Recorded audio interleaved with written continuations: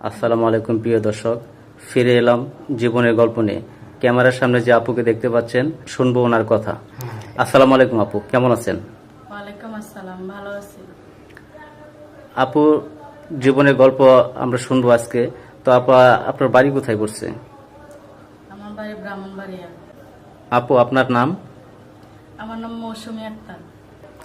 পরিবারে কে কে আছে? পরিবারে আমি আছি, আর আমার একটা ভাই আছে, আর আমার আম্মু আছে। আপনি কি বিবাহিত নাকি অবিবাহিত? জি, আমি বিবাহিত। হাজবেন্ড কি করে? হাজবেন্ড এখন বর্তমানে নাই। নাই মানে তার মানে ডিভোর্স হয়েছে? হ্যাঁ, তার সাথে আমার কোনো কিছু নিয়ে বলতো না, মিলতো না, বাট ও ড্রিঙ্ক করতো। তারপর আমার উপর অনেক অত্যাচার করতো, ও আচ্ছা আচ্ছা। বা মানসিকভাবে নির্যাতন করতো, শারীরিক সব দিকে মিলে নির্যাতন করতো। তো আমি সেগুলো সহ্য করতে না পারা, তারপর আমি ওনাকে ত্যাগ করতে বাধ্য হয়েছি, বাট ওনাকে ডিভোর্স দিয়ে আমি চলে আসছি। আপনি হাজবেন্ডকে মানে বোঝানোর চেষ্টা করেন নাই? বোঝানোর চেষ্টা করছি অনেক, কিন্তু সে বোঝে নাই। আমি অনেকবার ওনার কাছ থেকে চলে আসছি, প্রায় 2 মাস 3 মাস 5 মাস এরকম করে আমাদের বাড়িতে আমার ফ্যামিলির সাথে ছিলাম।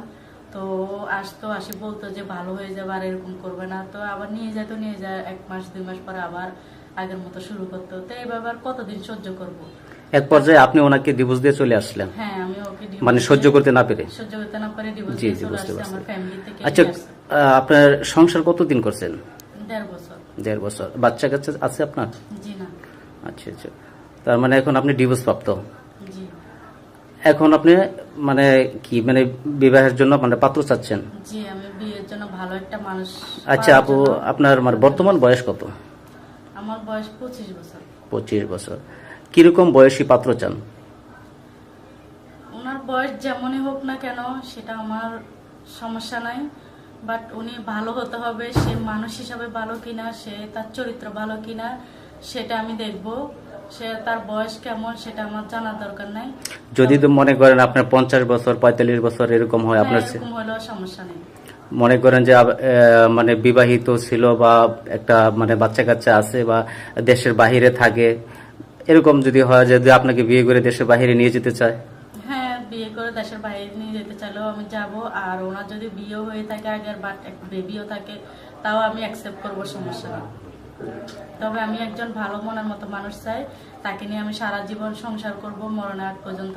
সেজন্য সেই উদ্দেশ্যে আমি আপনাদের কাছে আসা। বুঝতে পারছি। তো প্রিয় দর্শক, আপুর কষ্টের কথাগুলি শুনলেন। তো ওনার হাজবেন্ড ওনার উপর অনেক অত্যাচার, অনেক কষ্ট দিছে। তো এক পর্যায়ে বাধ্য হয়ে চলে আসছে আর কি।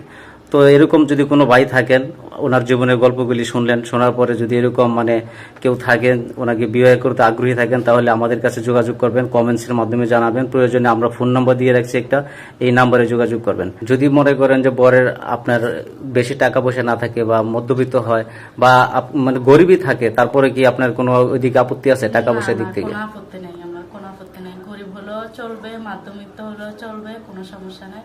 তবে আমি ভালো একটা মনের মতো বুঝতে পারছি আপু। মানে আপনাকে যেরকমই খাওয়াতে পারে, পড়াতে পারে, কোনো সমস্যা নাই, কিন্তু আপনাকে যেন ভালোবাসতে পারে, মানে আপনার আপনার প্রতি আসক্ত থাকে, এই তো? জি। জি, বুঝতে পারছি। তো ঠিক আছে আপু।